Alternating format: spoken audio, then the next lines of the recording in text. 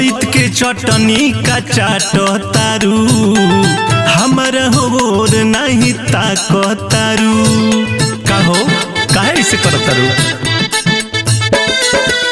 चैत के चटनी का चाटो तारू हमारा होर नहीं झाको तारू। सुना होते भोर हरिया धरे अकवारे होते भोर हरिया धरे अकवारे मजा चैत के मारे आए हरे मोर पियावा दुलारे आए हरे मोर पियावा दुलारे आए हरे मोर पियावा दुलारे मजा चैत के मारे।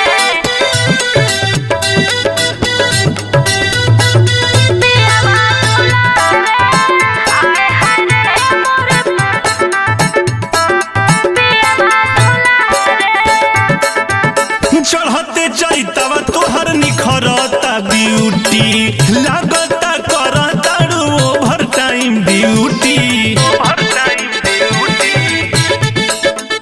दौड़ी जावेला हो मजा आवेला हो हमरो त नीक लागे लूटीला हरे मजा चैत के मारे आए हरे मोर पियावा दुलारे आए हरे मोर पियावा दुलारे आए हरे मोर पियावा दुलारे मजा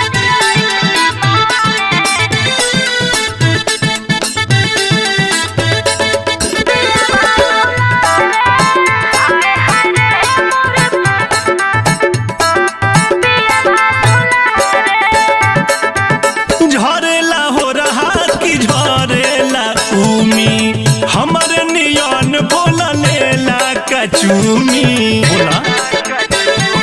सुना बड़ मिजाजी बड़े पियावा राजी बड़े अपने हो हाथ से पनियो हो ढारे मजा चैत के मारे आए हरे मोर पियावा दुलारे आए हरे मोर पियावा दुलारे आए हरे मोर पियावा दुलारे मजा